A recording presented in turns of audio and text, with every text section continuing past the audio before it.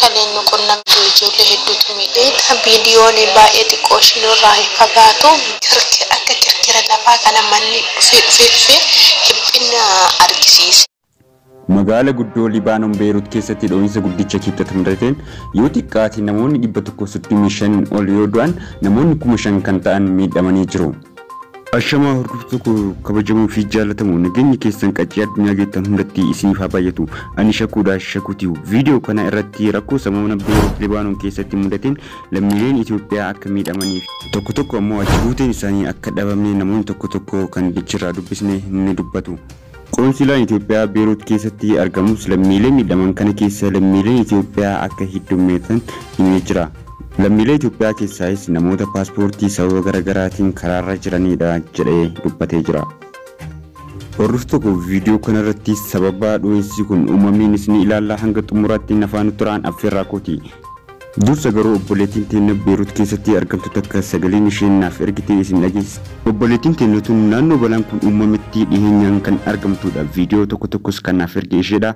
Hanga xumuraatti nafaan turaan affeerraa kooti garuma isheettan isin dabarsa.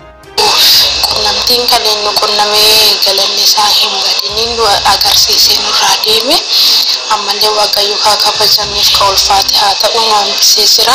Ijoollee hedduutu miidhee viidiyoon baay'ee xiqqoo ishiinirraa fagaatu lagi gubbaadha jechuudha. Garba bakka naannootti taphatan fi bakka itti daatan bakkee kanatti hayidiin buusan.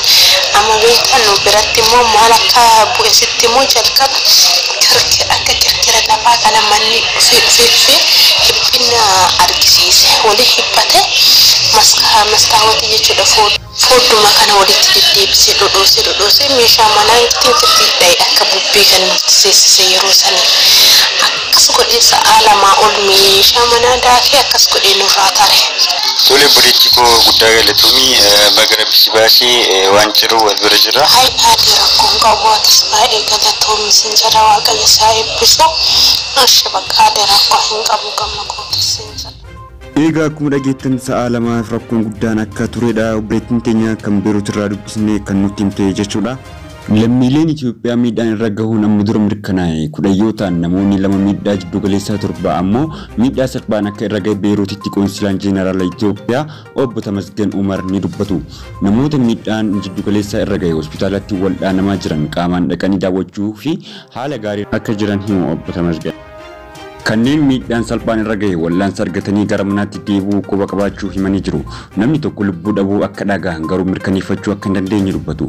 Haala wayitaa amma magaalaa keessatti jirurraa kan ka'e odeeffannoo akka gaariitti argachuun rakkisaadha jedhan. Amma dura lammiileen Itoophiyaa Libaanoon jiran baafamanii karaa irratti gatamaa akka jiranii fi mootummaan gara biyyaatti akka isaan deebisu irra deddeebiin iyyachaa turan. Qondaalonni qoonsilaa Itoophiyaa manneen yaala adda addaarra naanna'uun haala lammiileen Itoophiyaa dho'iinsa kanaan miidhamaa itti jiran hubachuuf carraaqqii godhaa akka turan lammiileen Itoophiyaa Beirut jiran himanii jiru.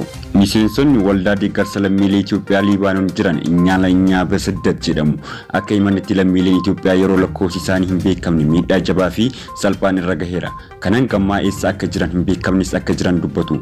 Namoota eessa akka jiran hin baramne hiriyoonni isaanii iyyaafachaa akka jiran lammiileen kunneen ni dubbatu.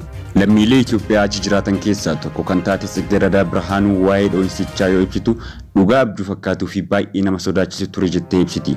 Dho'insichi kan mudate akka sa'aatii Itoophiyaatti kibxata naannoo sa'a 12 yoo ture yeroo Sigiradaan hiriyoota ishee waliin naannoo Ashrafiyyee jedhamu akka turte himti.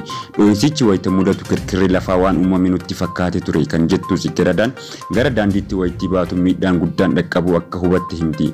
Iddoo dho'insichitti mudate bakka isheen jiraattu Ashrafiyyee irraa miilaan daqiiqaa 15 kan deemsus ta'us naannichi guutumatti barbadaa'uu himti. Dho'insichi booda wayita karaa guddichatti baatu nama dhiigni irraa yaa'u namoota iyyaa fiigan akkasumas karaa wantoota caccabaniin guutame akka agartee nutti himtee jirti. Dho'insa kana hordofee magaalaa Beirut keessatti tajaajilli ibsaa bilbilaa fi intarneetii addaan citee kan ture yoo ta'u hospitaalonni magaalattii namoota miidhamaniin guutamanii turan. Dho'insa kanaan yoo ta'e namoonni 130 yoo du'an kutaaleen hospitaala namoota kumaan lakkaaman miidhaman waan guutamaniif ogeeyyonni bakkeetti yaala kennuuf dirqamanii turan. Sigiradaan gara hospitaala deemuun namoota madaa'anii yaala argatanii deebi'an akka argite dubbatee jirti. namoota miidhaman daawwachuuf hospitaala wayita deemtetti qoonsilaan Itoophiyaa Beirut jiran ambasaaddar Tamasgen wayita namoota miidhaman hospitaala irra deemanii gaafatan arguu dubbatte Siggiradaan. Kanan dura wayita rakkoon lammiilee Itoophiyaa Beeruutti jiran mudatu qaamni mootummaa deebii hatattamaa kennaa hin turre kan jettu Sigiradaan tarkaanfiin amma ambasaaddar Tamasgan fudhataa jiran kan abdii namatti horuudha jetti. Hospitaalli namoonni miidhaman keessatti yaalamaa jiran hundarra deemtee akka daawwachaa turte kan dubbattu Sigiradaan hospitaalatti namoonni miidhaman hunduu yaalamaa turan. Hedduun madaan hodhamee fi ba'aa turan. Lammiileen Itoophiyaa meeqa akka ta'an garuu ragaa guutuu argachuu akka hin dandeenye nutti himtee jirti. Lammiin Itoophiyaa tokko akka duute fi kaan garuu hospitaalatti wal'aanamanii bo'oo akka dhageessisee ibsitee jirti. Balaan dho'iinsa kun manneen daldala gurguddoo hedduu waan barbadeesseera kan jettu Sigiradaan kun immoo jireenya lammiilee Itoophiyaa irratti miidhaa guddaa qaba jetti. Lammiileen Itoophiyaa hedduun gara Beeruut imaluun mana namaa fi manneen daldalaa keessa seenanii hojjetu. Balaan akkanaa wayita biyyatti mudatu ammoo lammiileen Itoophiyaa achi jiran rakkoo dachaaf saaxilamu. Nudhiisii lammiileen biyyaatiyyuu bu'aa jiru. Weerara koronaa vaayirasii irratti balaan akkanaa wayita dabalamu kun rakkoo dachaadhaan dhufeedha. Jechuun rakkoo lammiileen keenya achi jiran keessa jiran rakkoo guddaa ta'uu fi hamaa akka ta'e dubbattee jirti.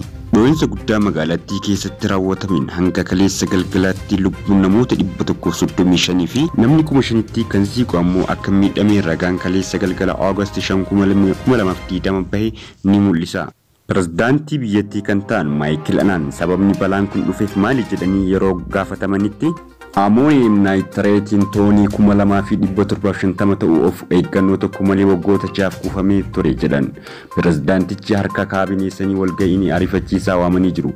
Labsii yeroo muddamaa torbaan lamaaf turus labsanii jiru. Akka deeggarsa addaatti maallaqa doolaara Ameerikaa miliyoona 66 akka ramadamus ajajanii jiru. Libaanoon guyyoota 3 guyyaa gaddaa biyyaalessaa jechuun labsitee jirti. Itti aansu muummichi ministeera Itoophiyaas lammiilee keenya Beeruut keessatti jiraniif gargaarsi addaa ni godhama. Lammiilee Beeruutiif gadda guddaanatti dhagame ibsuun barbaada jechuun ibsee jira. Rakkoon addaa kan isaan mudatu yoo ta'e immoo gara imbaasiitti akka bilbilan dhaamee jira. Egaa hordoftoota tokko kabajamuu fi jaallatamu oduun Beeruut Libaanoon wal qabate kan hanga ammaa ilaalle ture yeroo biraa viidiyoo biraatiin hanga walitti deebinutti nageenyi keessan qaacee addunyaa geettan hundatti isiniif haa baay'atu. Warroonni chaanalii kanaaf haaraa chaanalii kun subscribe gochuu hin dagatina. Viidiyoon kun immoo nama jalaa akka nuuf siquuf like gochuu hin irraanfatina. Yeroo biraa odeeffannoo biraatiin hanga walitti deebinutti baay'ee.